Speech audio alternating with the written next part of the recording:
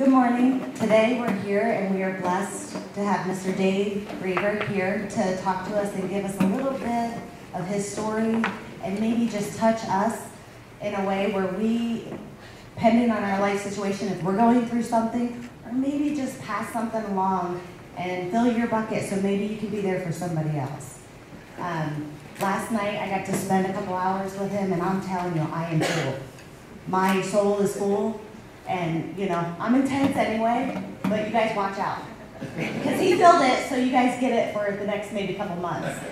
But I'm excited and I'm honored to welcome him here today. And thank you everybody for coming. And we are recording this, so we'll be able to share it with local agencies. And then we'll also be able, our people who are in Hawaii right now, we'll be able to share it with them. And members who are getting our jets ready and getting things prepped for our mission today. So, with a warm welcome, Mr. Dave Roever.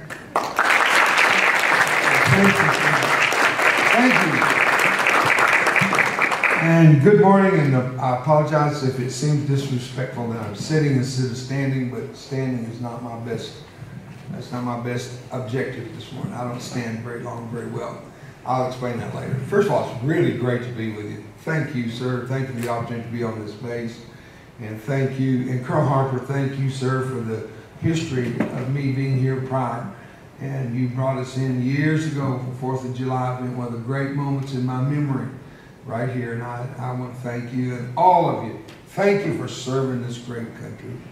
We are a nation that the world looks up to. And with all the political stuff that goes on, thank God the military stays the course. You guys are awesome.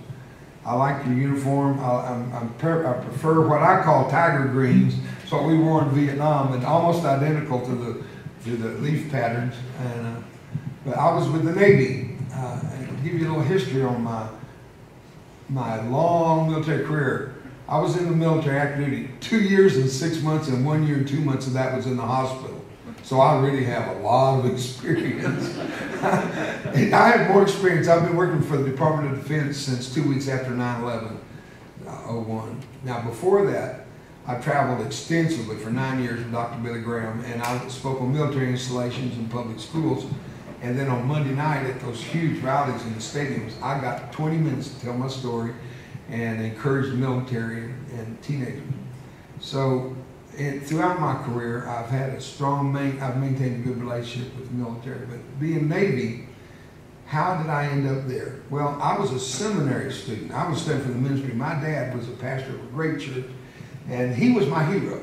Not Jordan, who could slam dunk the ball, or someone who kicked a football. They came much later, obviously. But my point is, no athlete was my hero.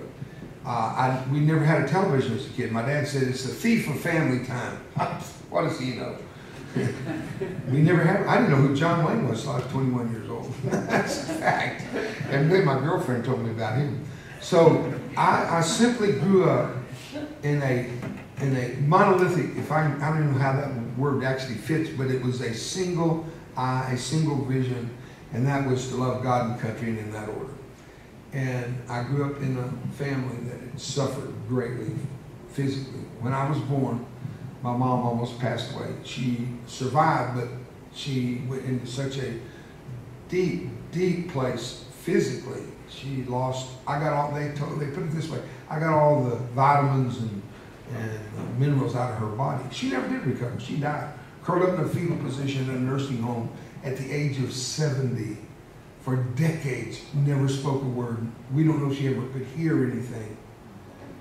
And at the very beginning, it was worse, then it improved a little, then it went downhill, and that was the end of it. So my first years, I was raised by a Mexican nanny, Maria Rubio. And I was 6 years old when I learned English. I had to learn English to go to school. And they told me I wasn't a Mexican. My Hispanic mind could not deal with that. I was so confused, and this is important for you to understand too, because it was a paradigm shift. Everything in my life changed the day I realized I was not what I thought I was. That would set the pattern for several occasions in my life when I thought I was something, and life changed. You see, change is something that all of us are rather leery of.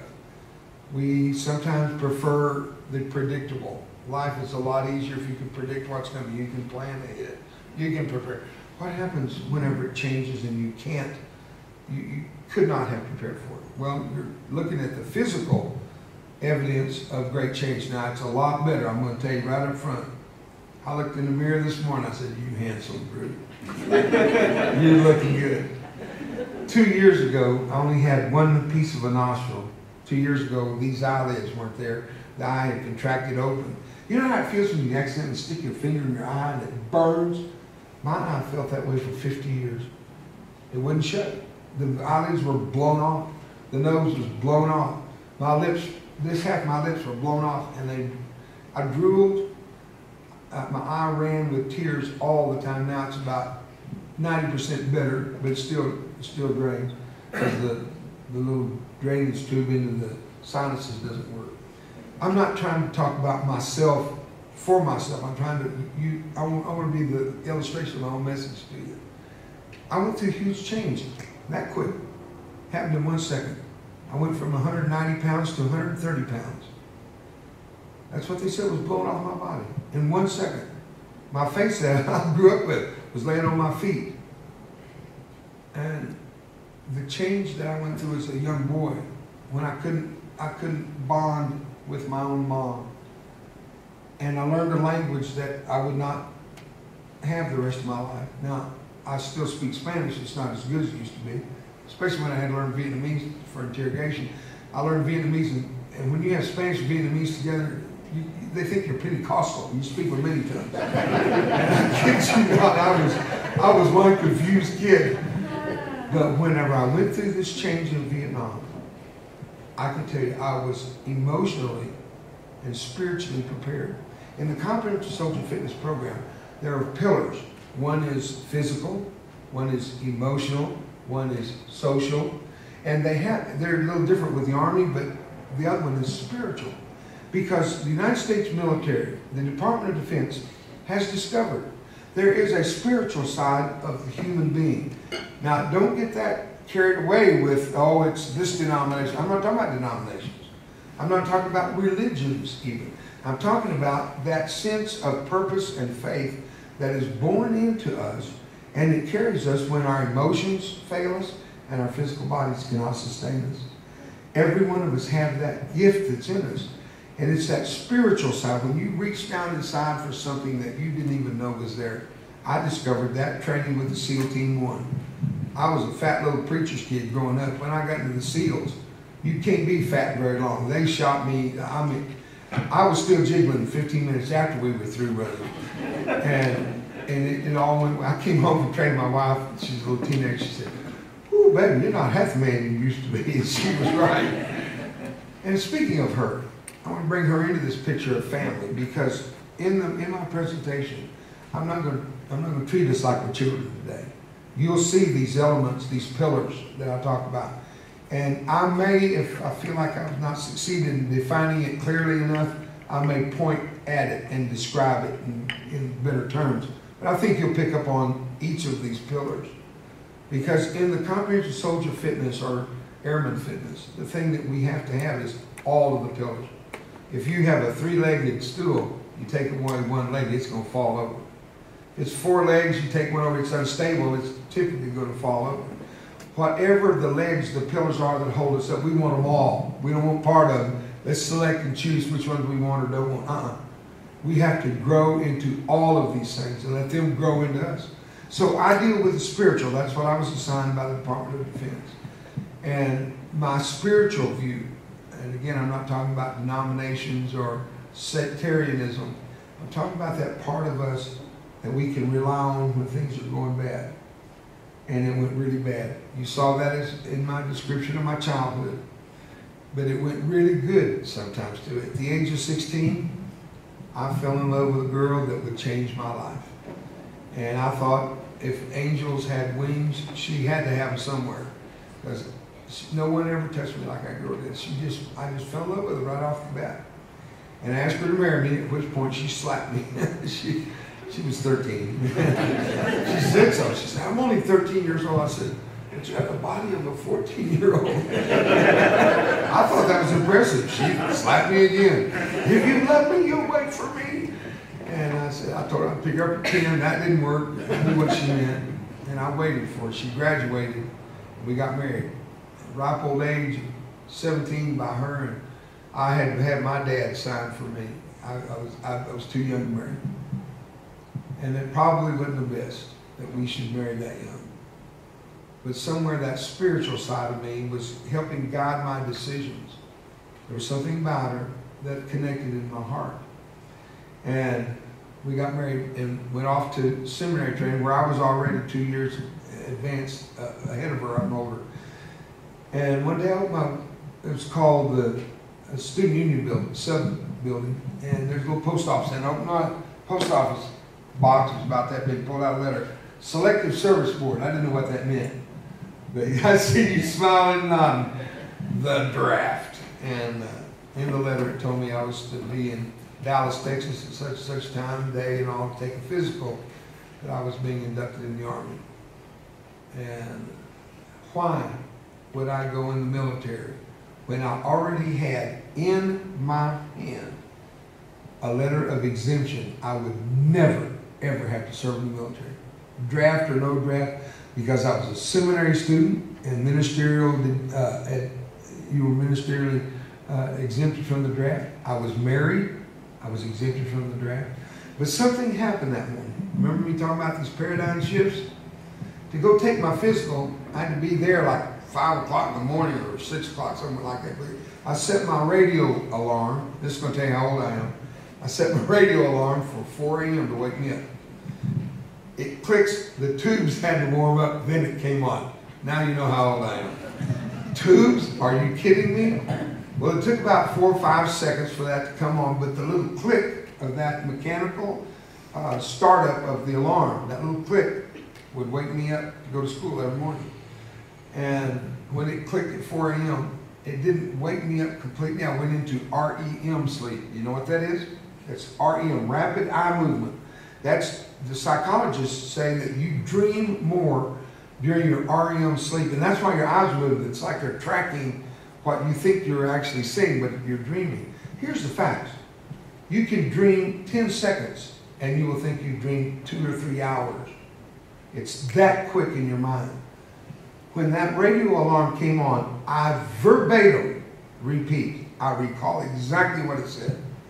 This morning in the northern part of South Vietnam, in an area known as the DMZ, a young Marine was killed. That's all I need to hear. My REM sleep went immediately into action. I am walking through a jungle. That's all I knew about Vietnam because it was on the news occasionally. Jungle? That's all I knew. I didn't know where Da Nang was. I didn't know what a DMZ was. But jungle was all I needed. I'm walking through it. I come upon a dead Marine. I rolled his body over. I jumped so violently, I fell out of bed. When I rolled him over, I looked down. It was my face in that helmet.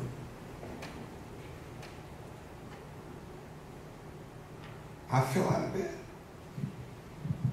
My little wife leans over. She's laughing her head off. She said, "You just fell out of bed. Are you all right?" I said, "No, I'm not all right." I said, "You know I'm taking my physical this morning from the military." She said, "Yes, take your letter. Take your letter. You don't have to serve, Davy." I said, "Yes, I do, Brenda. I'm not taking the letter."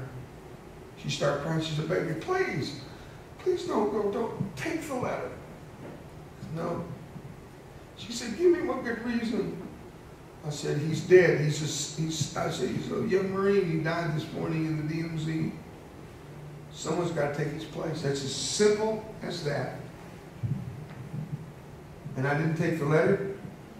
And I took my physical. It was the only exam I passed that whole semester in college. I'm so proud of myself. I got an O+ on the blood test. Did you get it? That's kind of funny right there. I don't care who you are. And so I came back, and they said that 8:30 the next morning. I was supposed to spend the night. They gave us hotel rooms. But I had my own car and transportation, of course, so I went home. And I told her, I said, I won't be a civilian. I won't be a civilian much longer. I said, I'm going to join the Navy. I said, I'm supposed to be sworn in this morning at 8:30. But I went down to the Navy recruiter and I signed every piece of paper he slid under my ballpoint pen. I signed up for 6 years to be a submariner. 6 years, I could only serve 2 if I was drafted. What am I thinking? That was my thinking. I didn't want to get hurt in the military, so I joined the Navy where I'd be safe. I got up one morning and had a bad decade. Man. I joined the Navy, and it was they reduced it to a 4-year commitment, and I was going to be a GMG, Gunners Make Guns. But when I went into boot camp, because I had college, they made me Master at Arms in boot camp. So I did all the inspections, and I was having a pretty free ride. I liked that, little authority and being GMG, and I did really well. I remember my little commanding officer, he was probably 5'9", 5'8", rather short for what I expected for this guy that was bigger life to me. And he told me one day, he said, "You know your leadership material." I said, "I was flunking out of Bible college. I was below sea level." And, you know, I thought he'd catch that being Navy and all, sea level. He was short. It went right over his head. It didn't dawn on him. And I thought, well, if I'm leadership material, I'm a Bible college flunky. I wasn't failing, but I was down there where I could be drafted. That's why I got my grades were low. I was working at General Dynamics, 70 hours a week, carrying 21 hours a year in college. You can't do that. You can't do that. You're not going to make it. And it got me. And I thought, man, if I'm leadership material, we're going to lose this war. I came out of boot camp. They sent me up to Great Lakes and decided that they would put me through a school of Gunners Make, but they put me in GMM, Gunners Make Missiles.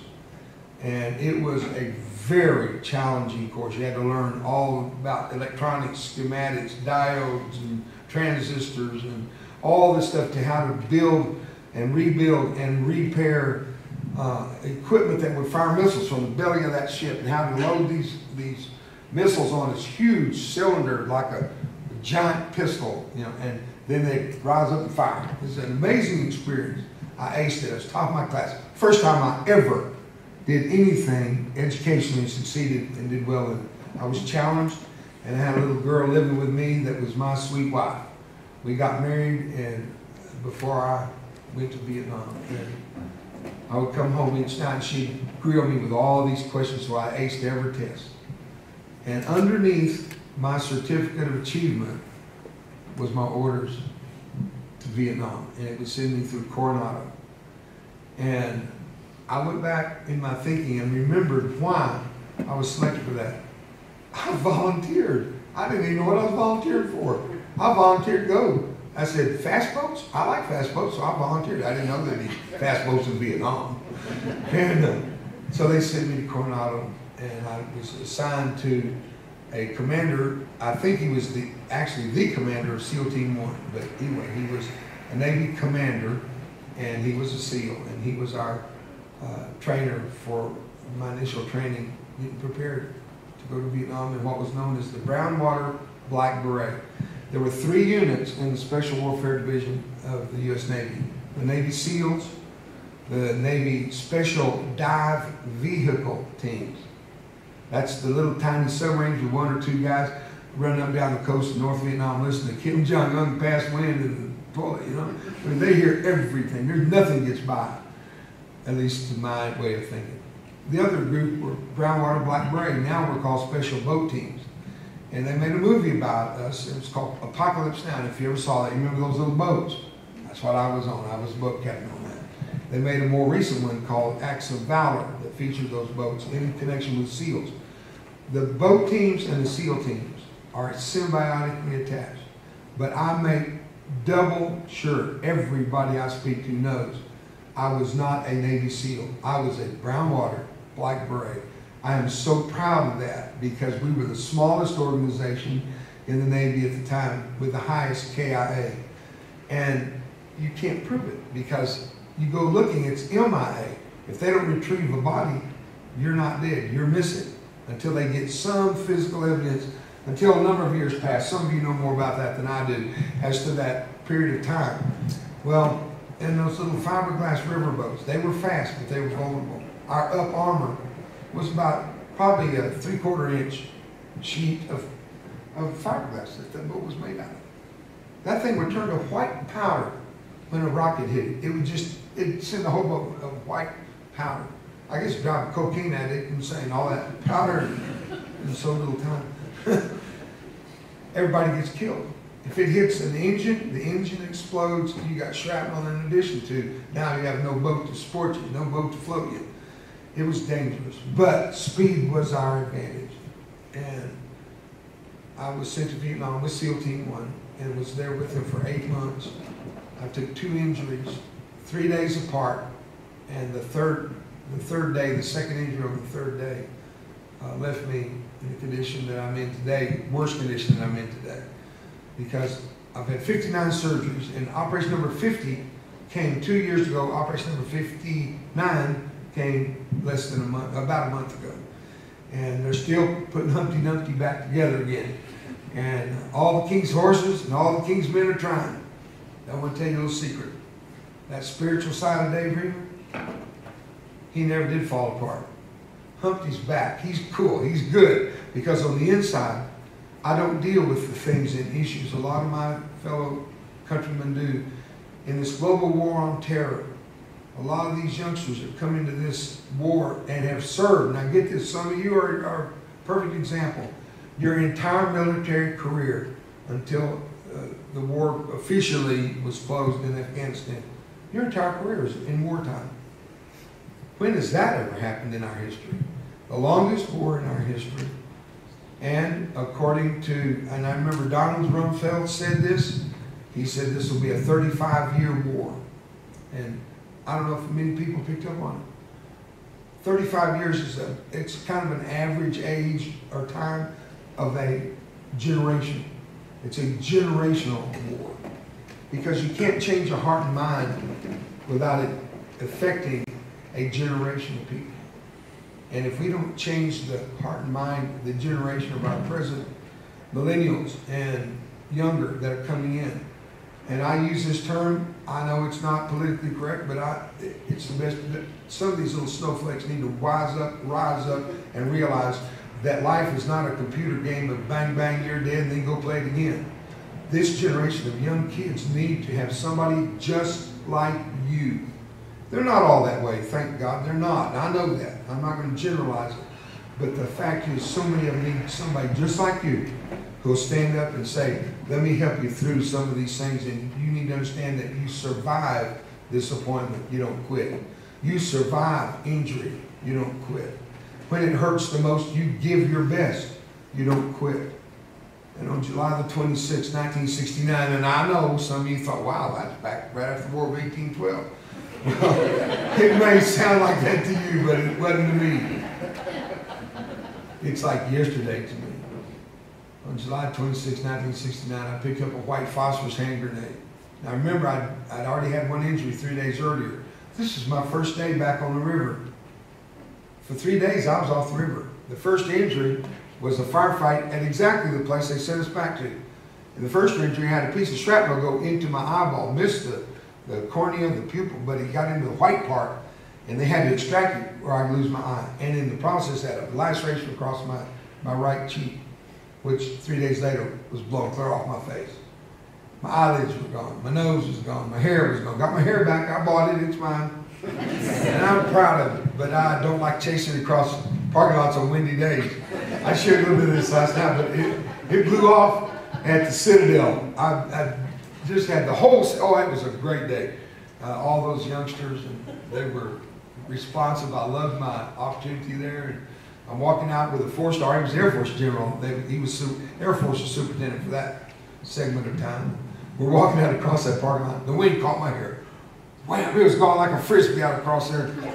And I took my first 3 or 4 steps, and a dog shot right between my feet. That little sucker got my hair and brought it back to me. How did he know it was mine? That's one of the great mysteries of life. How did he know? He couldn't. Do dogs know if you're bald? So there's a ball guy in China that was made there. I'm kind of proud of it. I can tell you some other great stories. Time won't permit, but artificial ear. I've had more fun with that. I wouldn't trade it for a good ear today, a real one, not at all. I've had more fun with that ear than any man should have in his lifetime. It's fallen off at the worst times. Once I was speaking in Jamaica. I love to tell this story. And it was a Billy Graham type crusade thing, he called it. 10,000 Jamaicans. They're all out there, and I'm up there speaking. Well, it's hot down there, and you sweat down there. And this ear then was not this clip-on model, because now they went in, drilled into my skull, put in screws in a bar, and this thing snaps on. It's not going anywhere unless you want it off. Well, that one was a glue-on model, and the sweat was dripping behind it, little by like a wet Band-Aid. That thing peeled off. I had no idea. It was laying on my shoulder.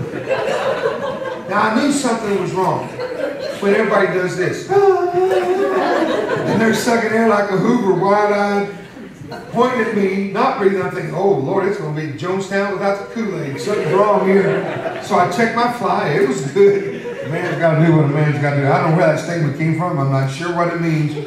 But my fly was fine. I look around, and out of the corner of my eye, I saw my ear laying on my shoulder. You can't ignore it. I picked it up, I dried the sweat, and I stuck it back on. They went nuts. They thought it was a miracle, and they all got saved. They all found religion. I couldn't tell them it was a phony ear. They would have thought I was a phony preacher. They would have stoned me. And what story is that? Go tell people I went to Jamaica and got stoned.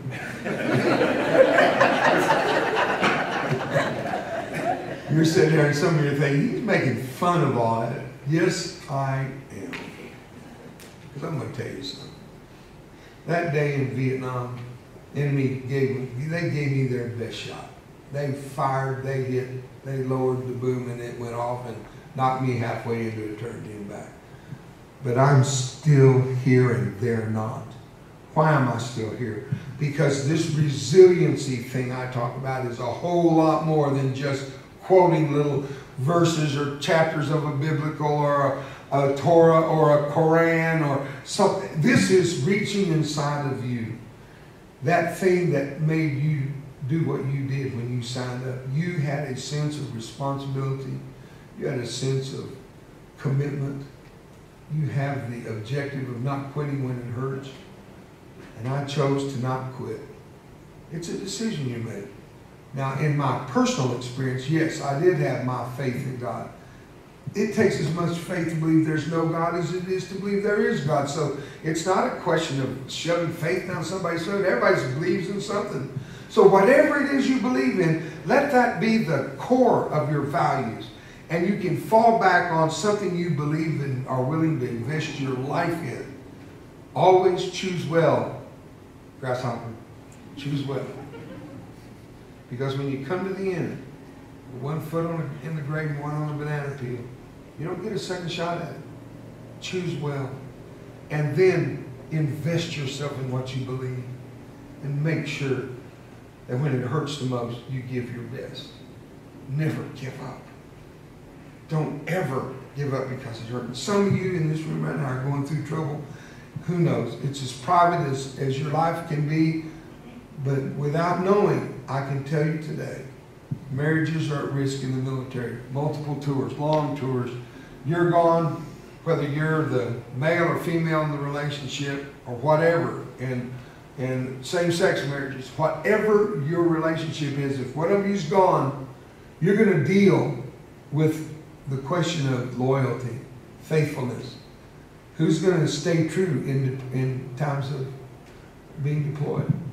And I remember I was with General Al Hornberg and Lieutenant General Orville Bruce, but better known as Orville Wright, at Langley whenever the war went downrange.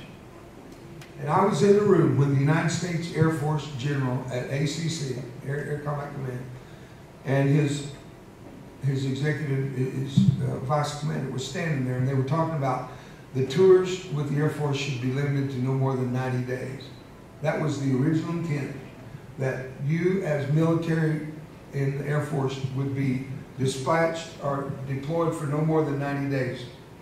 But then as things evolved and the evolution of that war became much more complex and IEDs were introduced and the hero that military was going in now we're getting to be the scapegoat and the bad guys with the civilians. the tours had to be extended. And I saw in the eye of Vice Commander Orville Wright watered up tears when they said, this has to be extended to 6 months or maybe 9 months. And all of you know the consequences of those long tours. I was in that room that day. And I caught the spirit, the feel, the hurt of what would become a policy. It was just discussing it at that point. And I thought to myself, wow, go back to the Vietnam War. We were automatically, no matter who, when, where, what, are you going 13 months. And if you re-up, you get promoted. And I thought, no wonder so many of our guys came back and took their life. Because the longer the tours, the longer the separation, and especially with the Air Force, when you're so often now, it's not true for Anaconda and being in Balad, in the interior of Iraq, but so much of the Air Force is on the outer perimeters. They fly in and do their magnificent job. Every man that ever served on the ground, the sweetest sound they ever heard is an F-13 or F-15 or whatever they are now coming overhead. And I had that feeling when the F-4s flew over the top of my head. I said, thank God Almighty, angels do fly. And I want to thank you, Colonel, for your work in flying those F-4s. I thank you and your peers that saved my hide on many an occasion when you came in, dropped those rounds, and delivered me from certain death. I'm a little kid down there on a fiberglass boat, but I had the power of all eternity flying over me in a F-4. I loved that airplane. A little short story for you. Sometimes they harassed us too. You guys weren't always nice. I'm sitting on a river in Vietnam. It's a long straight one. This river was really a canal that had been dug for centuries before. It must have been 2 or 3 miles long straight. And there was a big loop in the river, and it was so long to go around they cut through. So I'm sitting out there in this cut through, and we're looking for people that are trying to cross that river with arms, ammunition, or personnel of the Viet Cong or NVA. And I look up and I see an F-4. Here he comes right down. He is below treetop, right above the water, coming right straight down the river. I said, oh, cool. So cool. And he kept getting closer and closer. Next thing I know, as he pulls up, he kicks in the afterburners. He rumbles my world. Everything rattled. My brain, that thing was loud. He did a big loop. He's going to do it the second time. I said, oh, no, you're not. You're not doing that to me twice. I put about 15 rounds of 50 caliber below his wings. He left. He didn't come back. I won that little argument that day. I love that story. Then the Army harassed us. They'd come in with their Cobras, fire a rocket on each side of us. Thank God for those 50 caliber tracers. You could see that something's coming out of that gun. There were times the camaraderie was huge. And I miss it so much. And I think when DOD called and said, would you go? Before they got the words out of their mouth, I said, let me think about it. Okay. That's how long it took me to make my decision. And the Air Force took my Lear. I have what you guys call a C-21. I had a Lear 35. I've owned Lears for 40 years. I've been flying. I don't fly them, but I have pilots. But I own my own aircraft for 40 years. Just sold it. I don't know if I'll buy another one. I think I'm getting toward my sunset.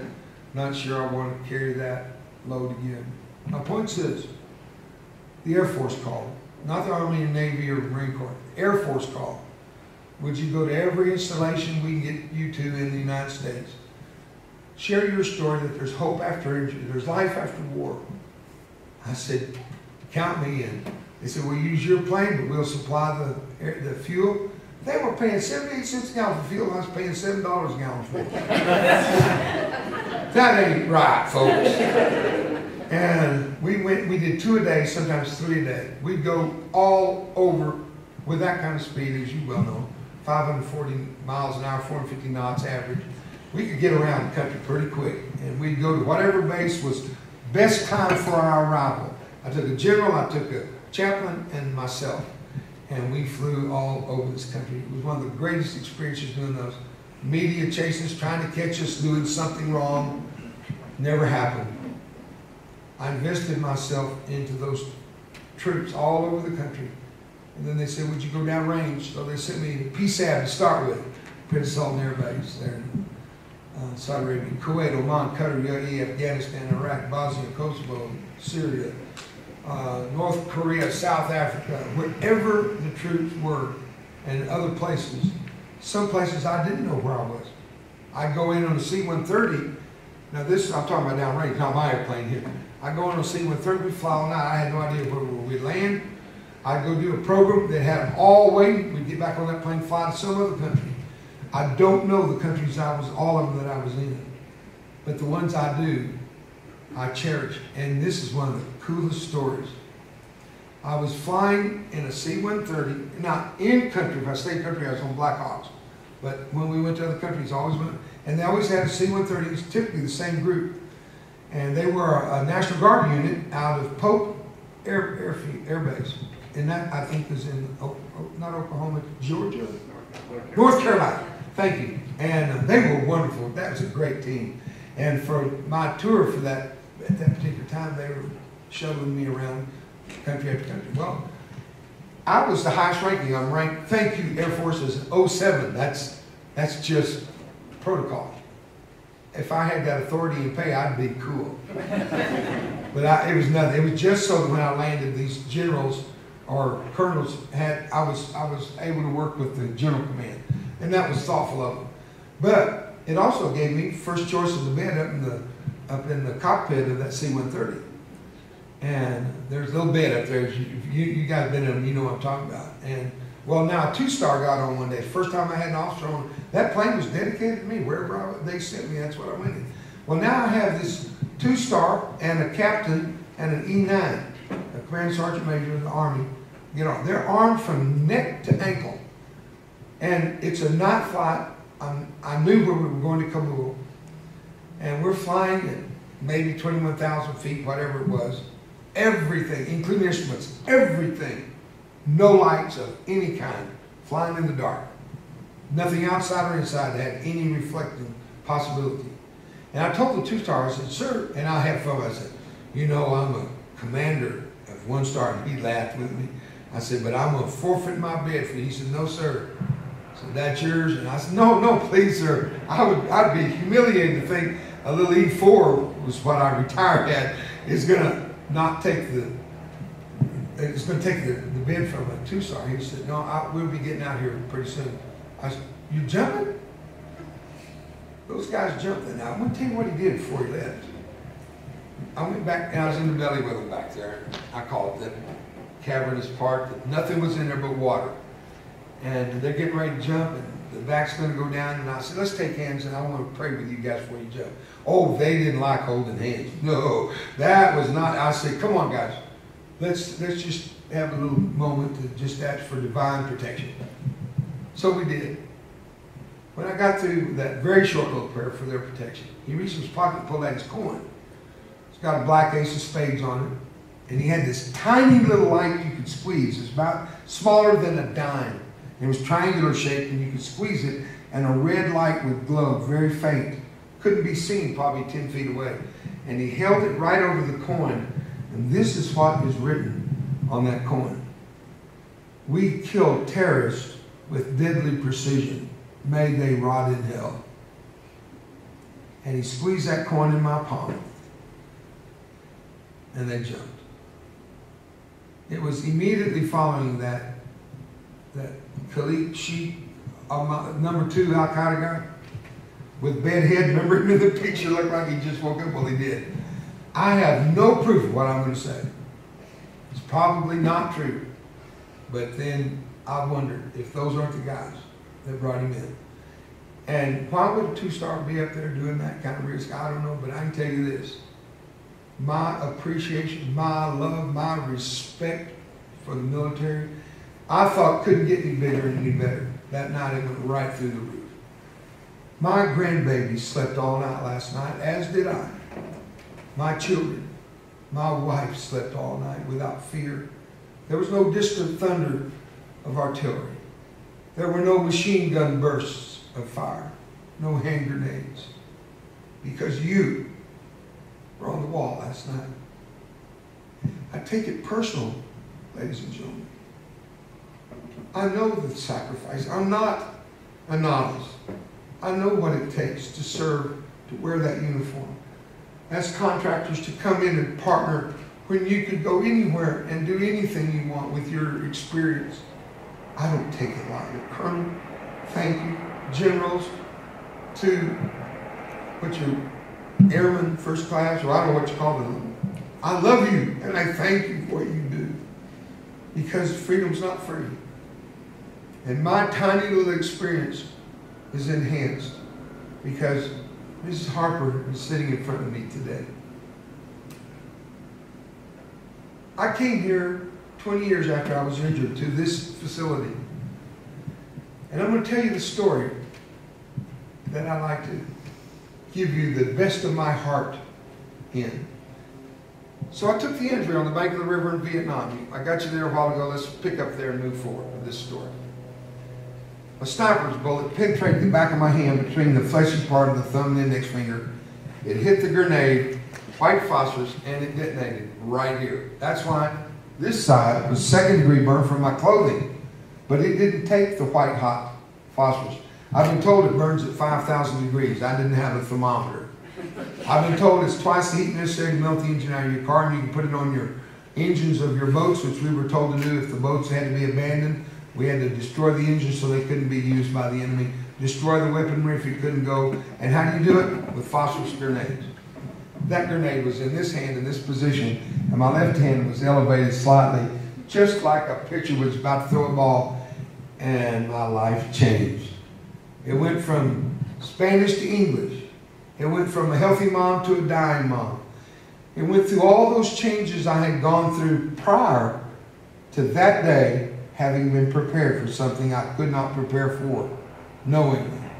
When it blew, I went blind, I went deaf in my eye and ear, hair gone, look down, my face is on my boots, I look closer, I can see inside of me. Things are moving. I'm pumping blood out of an artery that the bullet or shrapnel went through, severing in my wrist.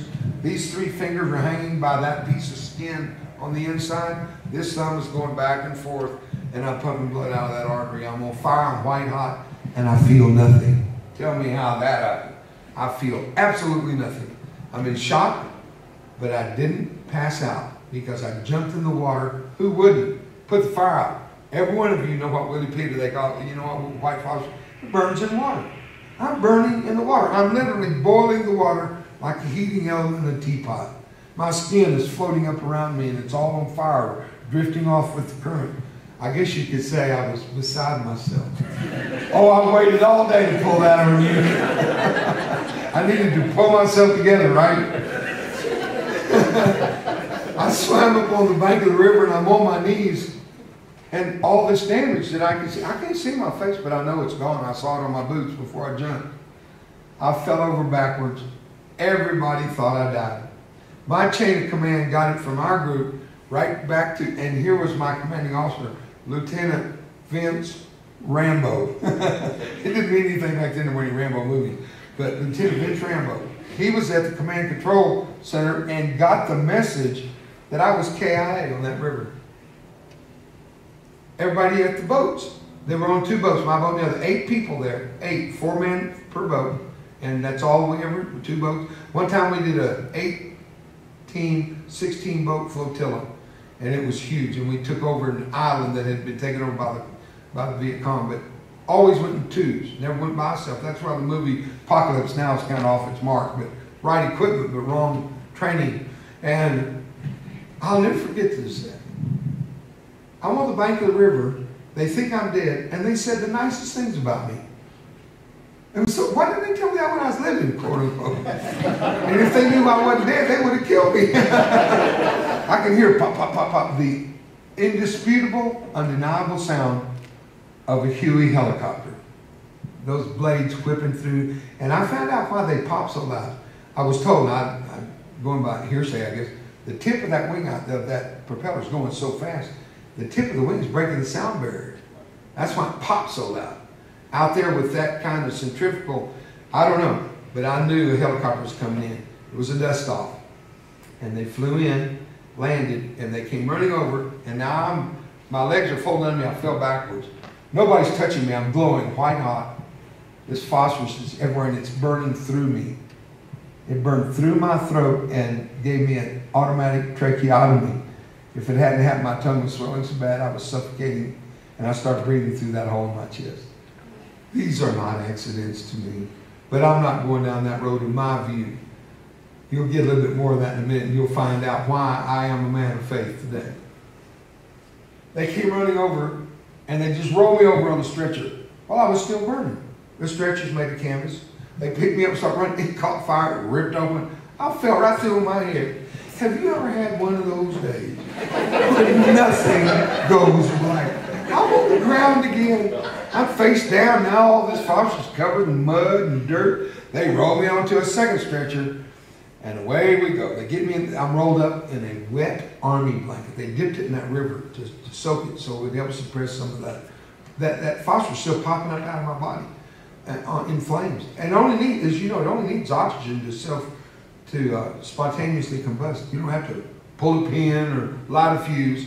If white phosphorus and air, not to mention just raw oxygen, just air hits it, it blows. So they roll me up in this blanket and slide me on to get me on another stretcher side of the helicopter. We take off. Now this is guessing. I'm thinking maybe 1,500 feet, about that long to get up to that height. No mention of pain from the explosion, but about 1,500 feet up, the shock wore off. And there is not a word in a human language on this planet or in this universe that I can tell you what it felt like. To be on fire and you can't stop it. It won't quit. It just rolls in waves from the top of my head, bottom of my feet, back and forth. And I let out a yell, medic, from under that blanket. He thought I was dead. He's filling out paperwork. He almost jumped out of that helicopter. The doors were open. It was hot. The doors are always open on that thing. He almost jumped, and I think the pilot lost control. That thing was spinning, tail and dropping. I said, oh God, we're going to crash and I'll be the only survivor. They managed to salvage that whatever was happening. Got me to Saigon. We stopped one time at we called it MASH unit. It's now called caches, you know. And they were digging phosphorus out, trying to stop the fire. That thing's sticking out there bothering me. And I remember them talking. I could hear the two doctors talking, standing one on each side of me. One was saying, we have to tend to these guys are going to make it. He's not going to make it. The other said, well, we got to try. He said, we have to get to the guys that can make it. And the other one said, well, at least let's put the fire out. And I'm thinking, yes, I like this guy. He is my friend. This is my friend. So they stayed with me, and they were continuing trying to dig that stuff out of me. They couldn't get it all. 2 weeks later, at Brooke Army Medical Center, they opened me up and were doing some debridement, and some of that phosphorus caught fire that was inside me, never did blow. That is in my medical records. They nicknamed me Hot Stuff. Later on I was the crispy critter. I love the military. Nothing is sanctified. Nothing is sacred. That's cool. Well, get you back into that helicopter with me. They went to Saigon finally, put me on a C-141 with other burns and amputees and everything coming out of that war. And they sent me to Japan. And I did something really crazy. I asked for a mirror, and they brought it. And I remembered back the last words that I said to my teenage bride, my little junior high school sweetheart. I said these words. She asked me. I walked away with no tears. I could lick my lips and taste the salt of her tears that I kissed off of her cheek. And I walked away, and I'm thinking it was about 5 steps when she said, Davy. Now, if she had said, David, I would have gone to the corner of the room I know she was about to send me to. I'm in trouble when she calls me David. When she says Davy, that's the ultimate term of endearment for us. I didn't get stopped and turn around before tears filled my eyes. And I was so angry at myself. I went back and said, what? And this is the question she asked me. Davy, are you coming back? That little Southern belle. That little high school sweetheart, junior high school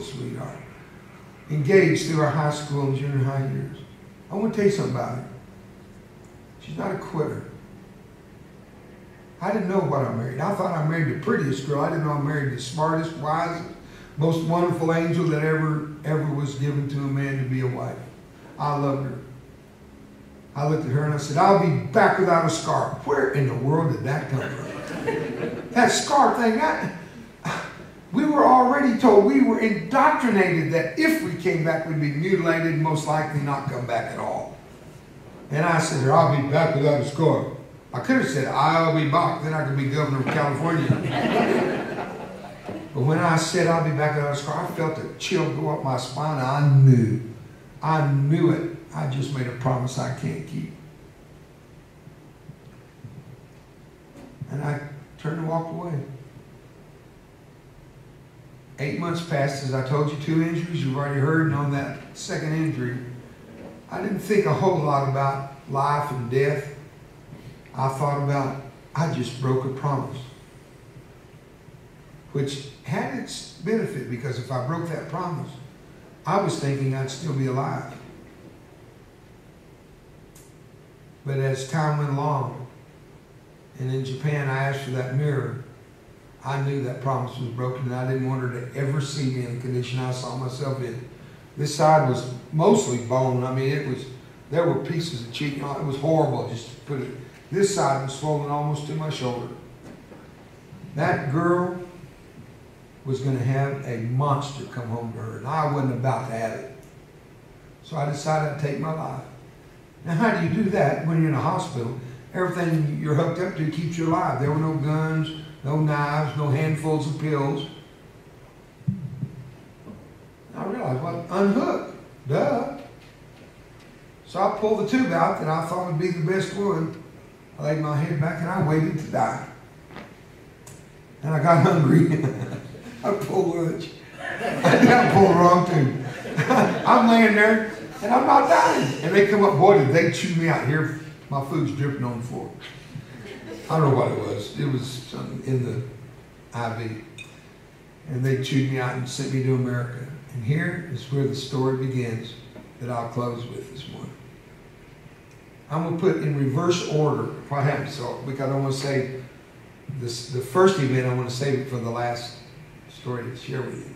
All these stories have family, friends, faith. I learned that from my #1 mentor. My #1 mentor. When I call his name, you'll know who he is. He retired a general. He was a colonel when he shot down over North Vietnam. Robinson Reisner. Robbie and I met 3 or 4 days after he got out of land school, which he was going through debriefing after 7 years of incarceration in the Hanoi Hilton. The Robbie Reisner Award is one of the things I've heard now. I'm not sure about all of this, but at the Air Force Academy, they have a bust of him from the waist up, but they also have a 9-foot tall statue of him, because when he came out after 4.5 years of solitary, during the 7 years, when he walked out after 4.5 years, blinded by the light, he hadn't seen the sun in 4.5 years, he walked out singing the national anthem of the United States of America. Tell me, what's a hero made of? Wow. John McCain, Jeremiah Denton, these men that I know and love. I'm a sub-in, was for years for John McCain before he passed. When he couldn't finish a tour or something because he had to be called in to do a vote, he would call me, they'd go speak. I'd go to the Command Sergeant's Major Academy, Fort Bliss. I'd speak for him wherever he was supposed to be, and I would go for him. National Republican Convention, wherever. Well, I learned something that day. They put me in the ICU, which I didn't know what that meant. I shared this last night with the folks at the Veterans Association. They put me in a room called the ICU. It was, I think, the 4th month when I could actually get up and motivate. But they gave me this little robe. That thing didn't come together in the back. It's called the ICU. That's where that name came from. I didn't go to medical school, but I figured that out. That first day, they put me in that room. There were 13 of us in there. Then the visitors come in, and the visitor that came to the guy next to me in the round robin, he was the first guy, before I get my visitor, I didn't want her coming in there. I didn't want my wife coming in there. She's a teenager, folks. She's not going to come in that room and look at me and be normal. That's going to kill her. Well, this guy beside me was 100% third degree. You may remember him, Miss Harper. He was head to toe, nothing. He sat in one of those big wheelchairs, and he laid back, and he was just raw meat. 100% third degree is unsurvivable. Nobody lives through that. You will die. And my pickup on what was happening around me was that he stayed alive long enough to meet her. She walked in through her ring on his bed. She walked out. And I heard her say, "You were embarrassing. I couldn't walk down the street with you." And I knew that little teenage girl out there is not going to stay with me. And my love of my life, the joy of my heart, would leave. And the door opened, and they pointed at me, and I read her lips, and she said, "That's not my husband." Sometimes you read lips, you catch it, just like in the football game. When the kicker misses the winning field goal, you can read the lips of the coach. He's talking about his mother. I read the lips of my wife. That's not my husband. And when they proceeded to the bed, she said it out loud. I didn't have to read lips. I heard it. She said, "That's not Dave." So he walks up to the head of the bed, and they had debrided me that day. I was a mess. They put that white lightning, we called it, silver or something. You know the name of it. You're getting the clue here. There's somebody here knows me. You'll find out in a minute. They had that on me. I looked like an abominable snowman. I mean, it was horrible. And the doctor said, "This is your husband." And she's looking into this eye. I call it the eyes are the windows of the soul. I don't know who said it first, but I believe that. You can look in a person's eye and you kind of read, St. Francis of Assisi said, "Preach the gospel, and if you must, use words." Isn't that a cool statement? Let me tell you something about that old saint. He knew body language speaks louder than verbal usage of words. You can say the same word 3 different ways, and body language will express a total different definition. She looked at me and she said, "Doc, this is Dave." And she bit down and kissed what was left of my face. And looked at my good eye and she said, "I just want you to know I love you. Welcome home, Davy." And when she says Davy, remember? I said, "Baby, I'm sorry." She said, "Why?" I said, "I broke my promise. I can never look good for you again." I always thought men had to look good for a woman like women are always inspected by men. Men look at a woman for her aesthetics, her beauty. But a woman doesn't look at a man the same way a man looks at a woman. It took me a long time to figure this out. Her judgment of value is layers deeper than the external. I learned that from Brenda. She kissed me and looked at me and said, "I want you to know I love you. Welcome home." I said, "I'm sorry." She said, "Why?" I said, "I can't look good for you again." She said, "Baby, you never were good looking." That's my welcome home. We both started laughing, and laughing hurt. Oh, it hurt. You don't want to move a muscle, but you're laughing and it hurt. It was the best hurt good I ever had. I left that hospital September the 1st, 1970. Suitcase in one hand, sweetheart in the other. 52 years later, she's still my sweetheart. And what do you think of that? That's not accident. And I'm not emotional, I'm allergic to the carpet. I gotta have an excuse everywhere I go. When I talk about Brenda, I lose it. I've never lost the tender touch of that woman's love in my life. She's my hero. You used to say heroin, then I got arrested. I'm teasing. I love her. She kissed me goodbye to come here, and she said, "Are you coming back?" I said, "I'll be back without a pimple." That's inside the joke. So what happened at Brook? This is where the story takes us. This is the second story, but the first event at Brook. This side, all the way up, is gone. It had to be grafted in. Well, pulled my nose over and I couldn't breathe for 48, 49 years. I couldn't breathe. 2 years ago, they made my nose. 2 years ago. Air Force doctor, Lieutenant Colonel Roever, and he practices there at Brooke Army Medical Center with my favorite doctor in the whole world. I have never been loved and treated better than they treat me all these years. I always go to Brooke. They treat me at Brooke. I've never just spent not 5 minutes in the VA hospital, which is no problem. Especially in Dallas, it's one of the finest VAs in the world. I couldn't get better treatment. But Brooke is home to me. You bond with where life is given. You bond. And I have been at Brooke 59 surgeries over the years. And this was operation number 50.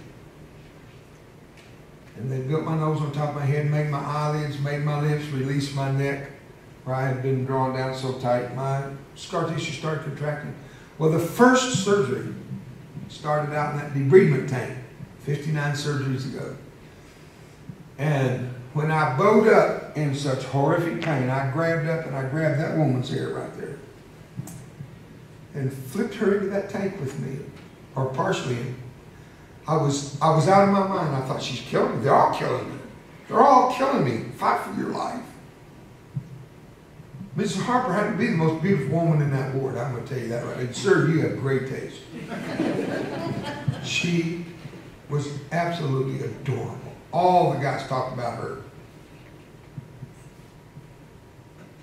She was never at risk, but the water splashing all over turned that white, turned it pink with my diluted blood.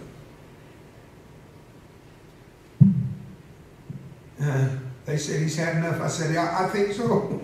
And they lifted me up and got me out onto a gurney.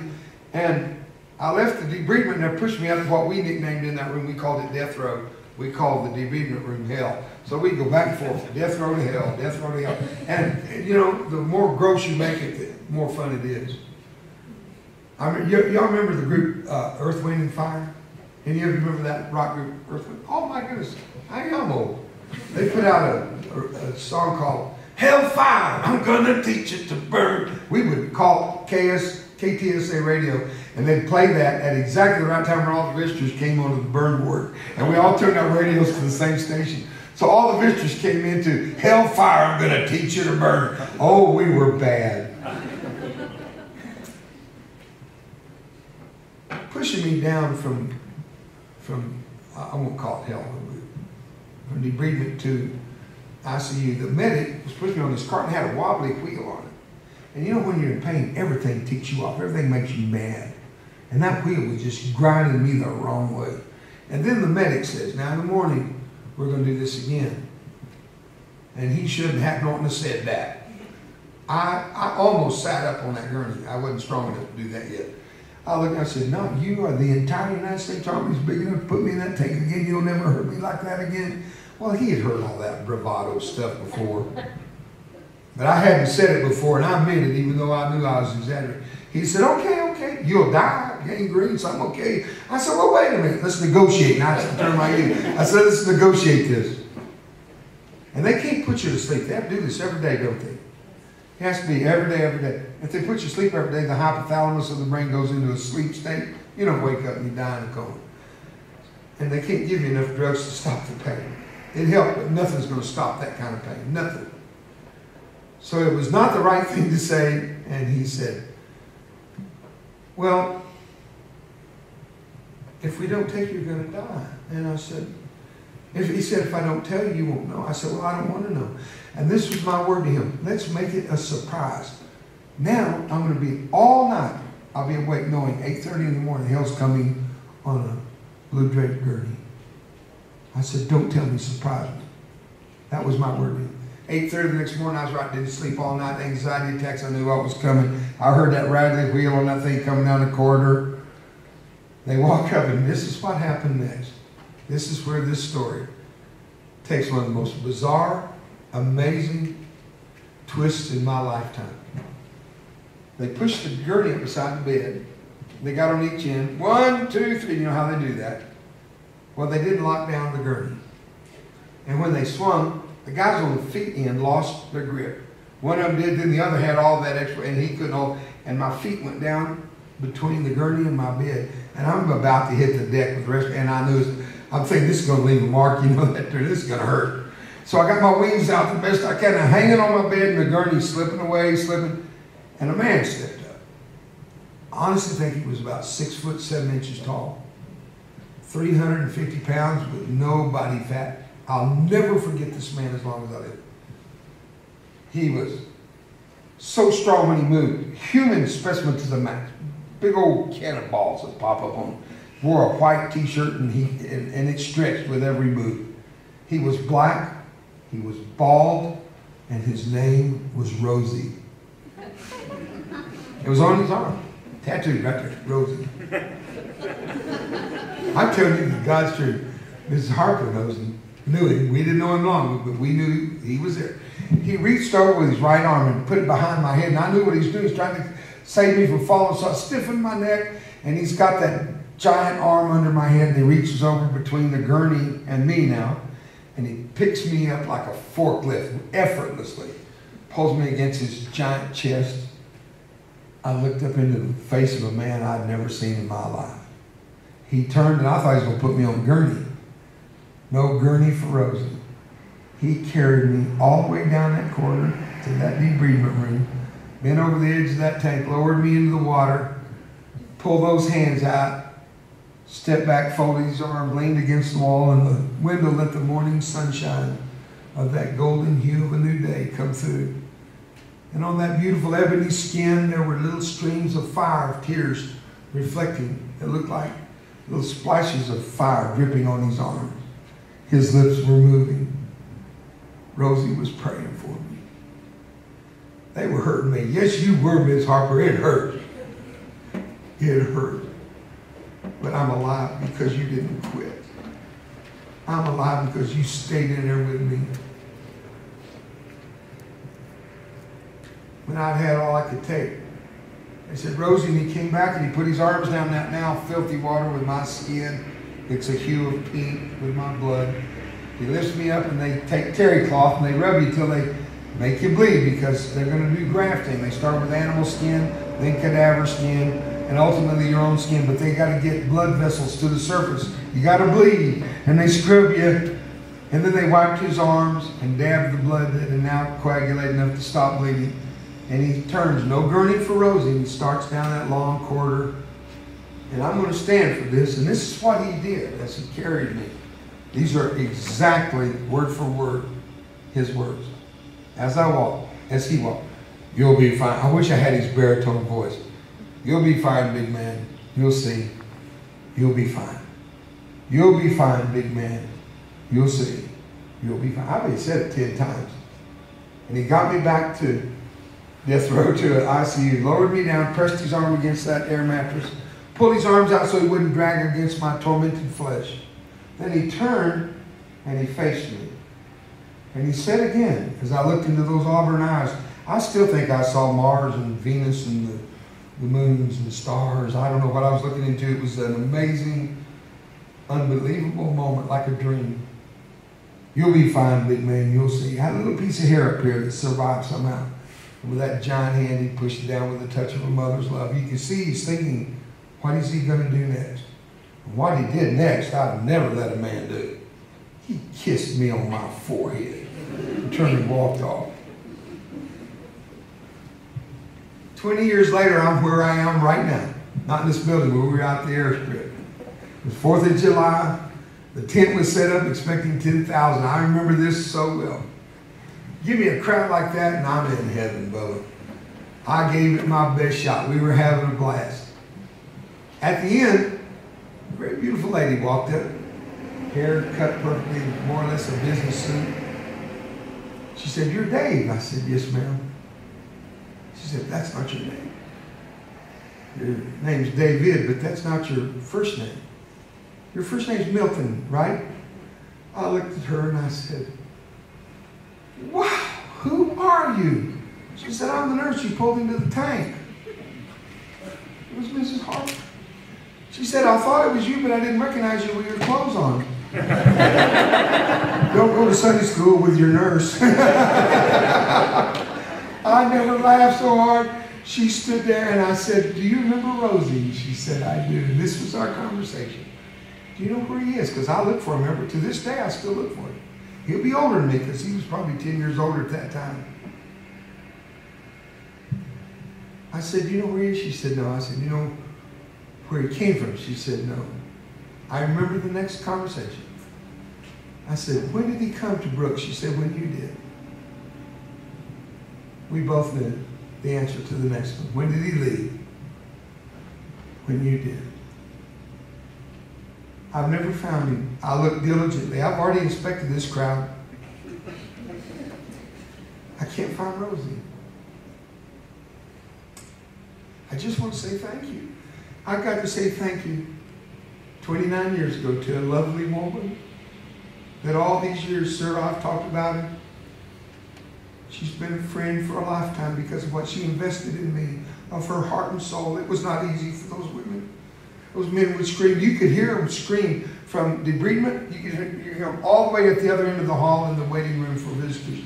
Visitors would get up and leave because they couldn't deal with it. They'd come in the room and just smell the burned flesh. They couldn't deal with it. And hear this very young woman, 22, 23 years old. It takes people like this, it takes people like you to help people like me, to be able to try to help people like you, to reach out, to be partners in a common goal, to always build up the other person, make them special. It's not about me, it's about you, it's about others.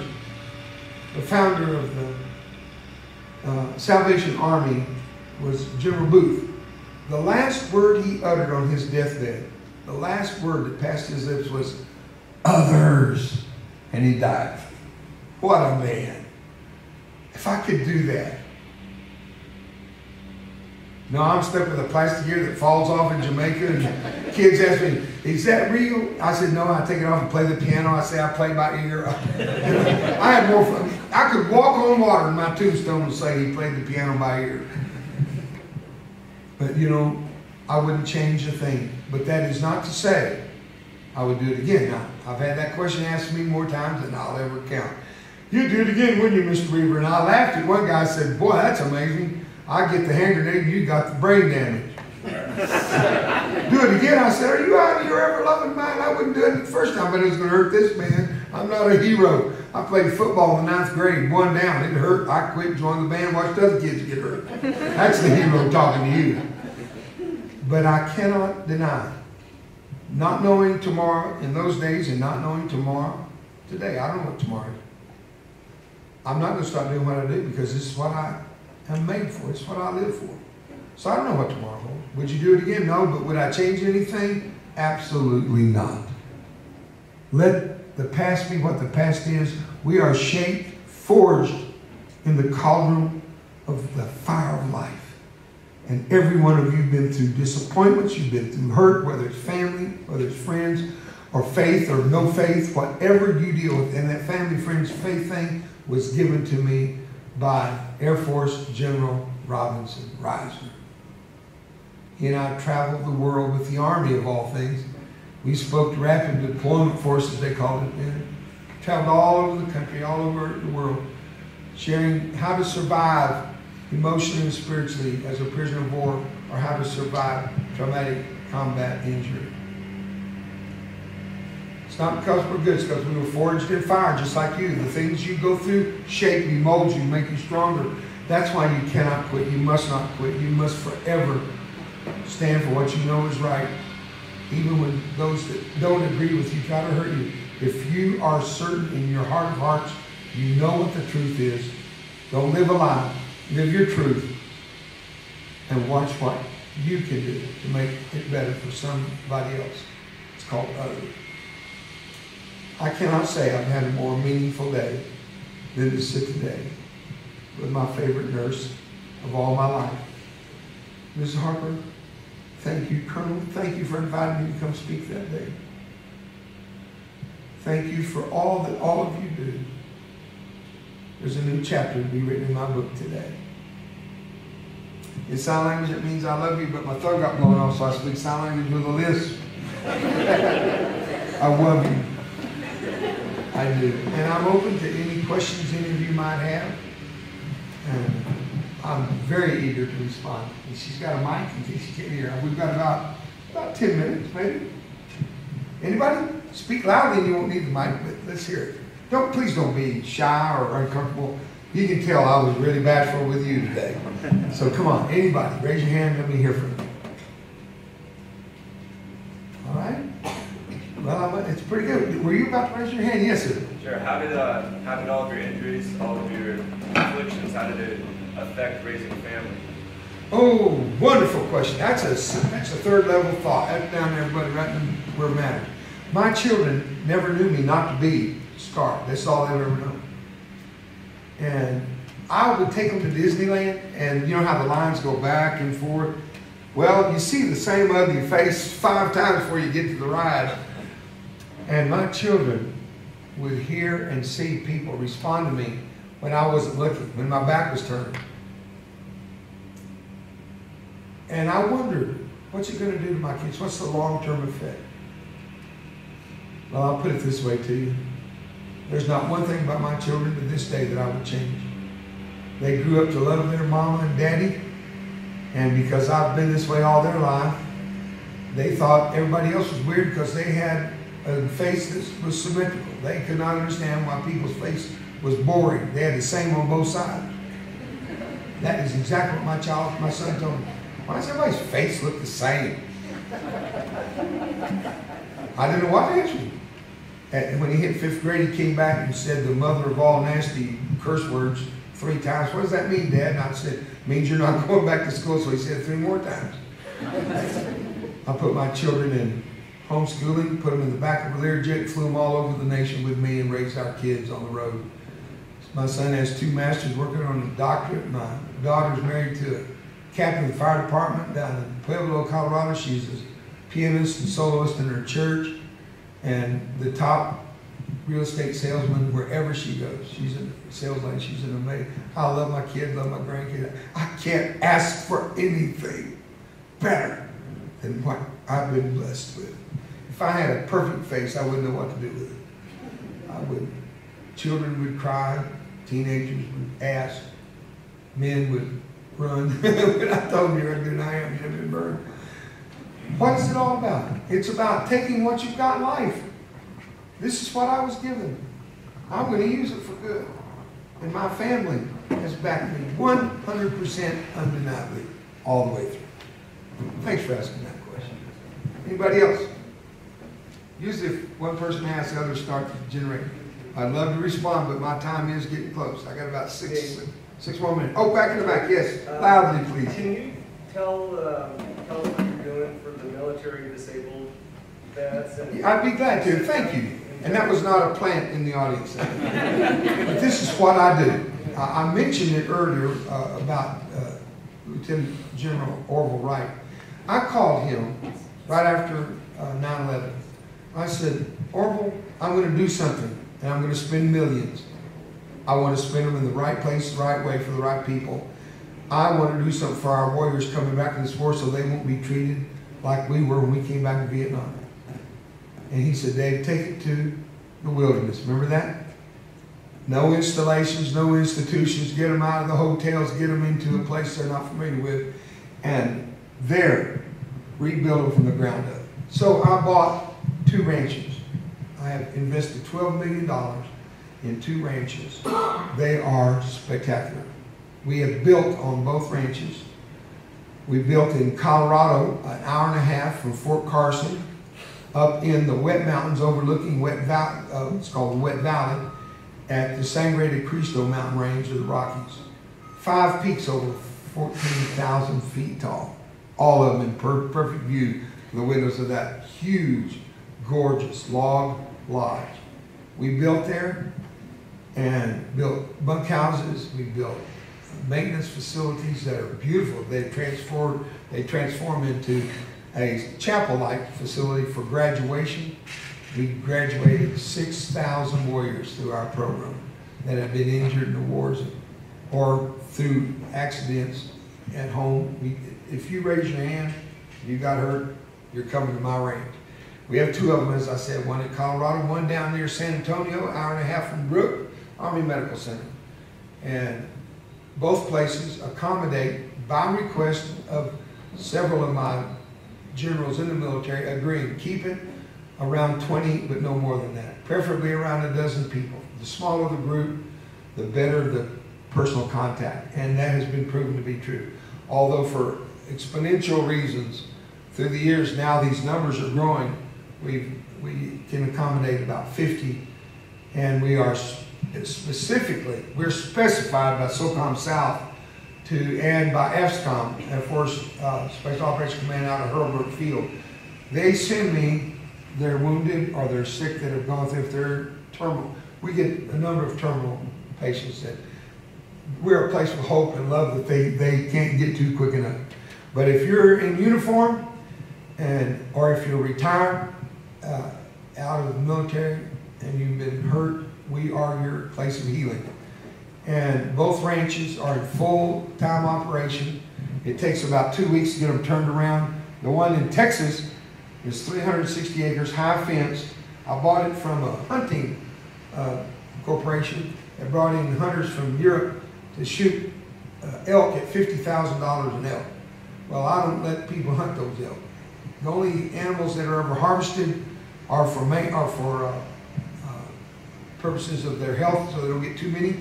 And then they're processed, and the warriors love to eat the wild game there, and they go crazy. And every now and then we let some of the guys from SOCOM South go out and harvest one of the animals, and it's served for the banquet meal. I got to tell you something. In doing this, I thought I knew what I was getting into. If you landed on Mars today, they think they know what they're getting into. When they get there, it's going to be much different than they expect. You can know that. If I've ever done anything right, I did that right. Reaching out to these kids. At Brooke Army Medical Center, commanding general there, 1-star, Jeff Johnson, just got transferred a little over a year ago, and he's over 11 more hospitals, and now just transferred to DC this last month. Jeff Johnson on my operation number 50, I was getting pre-op, they were doing blood pressure. All of a sudden I realized my medic's standing at attention. And I look behind me, someone behind me puts his hand on my shoulder. I look a little closer, it's General Johnson. I didn't know him. I said, "Sir, how are you?" He said, Davey, I'm so glad you're here." I said, "Well, thank you. You know me?" He said, "Yes. 30 years ago, you came to my school in Montana. I was a senior. I was in the top row in the back of the gym. I looked down, I listened to you, and I said, I want to be a military man just like him." He said, so I went and joined the, I'm getting tired of you, Cal. I'm going to have to leave here. Before you get out of school, you get to be in military training. ROTC, thank you. That happens to my brain every now and then. I think it's TBI, I've got to have an excuse on that. And he said, "I went to join the ROTC." And he said, "For 30 years, I've kept up with you." And then when computers are going on, I keep up with you every day. These are his exact words, repeated to me, independent of his presence later on. When I met his wife, she came to my room to visit. "You have mentored me for 30 years, every day of my life." For 30 years. I was blown away. I said, "Well, sir, I'm glad to meet you. What do you do?" He said, "I'm commander of Brooke Army Medical Center. I have 10,000 folks under my command here." And he said, "Davey, if you need it, tell me, and you've got it." Now that is life to the best. Of course, he didn't give me the Ferrari I asked for. I tell you what he did give me. He gave me a friendship that lasts to this day. And I look back over my life and serving on my board, men like Robinson Reisner, men like guys that serve today, Chief of Chaplains for the United States Army, 2-star General Doug Carver. Robbie and Doug Carver, great men of faith, taught me things nobody else could teach me. So I stand by my spiritual pillar of an effort to help our military have that next step of hope when you get hurt the worst. I can tell it's time to quit. I'm getting tired. I'm 72, but I'm going on 50. 50's new 30. And Common Core man says I'm 21. Anything you want in Common Core man. I love you. I thank you. I'm going to stand for this. I salute you, friend. You're the best thing in America. God bless everyone. Thank you. Thank you.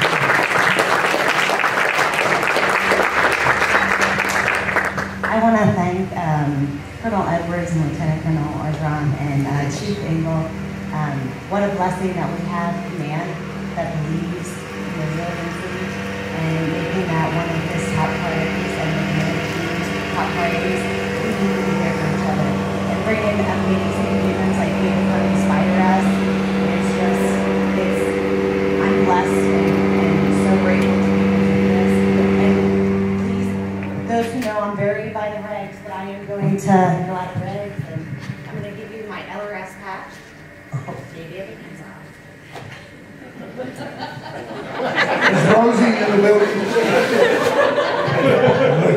And I'll give you my A&G one. I am so grateful to serve in the United States Air Force. I'm a guardsman. I'm so proud of it. I'm a Kingsley Field Airman, and I'm also LRS Chief. And what a blessing that I get to work for these airmen. And don't judge me because I'm going to be out of reg. Don't tell anybody. But these are, these mean a lot to me. My patches, any airman's patches, that's a story of who we are. So, guys, this is cool. This is good.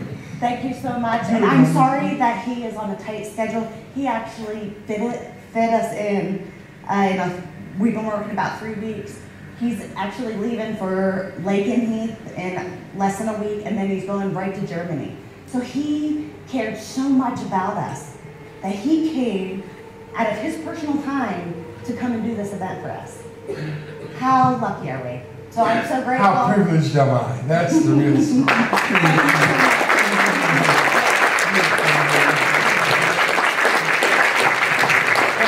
All of you, thank you.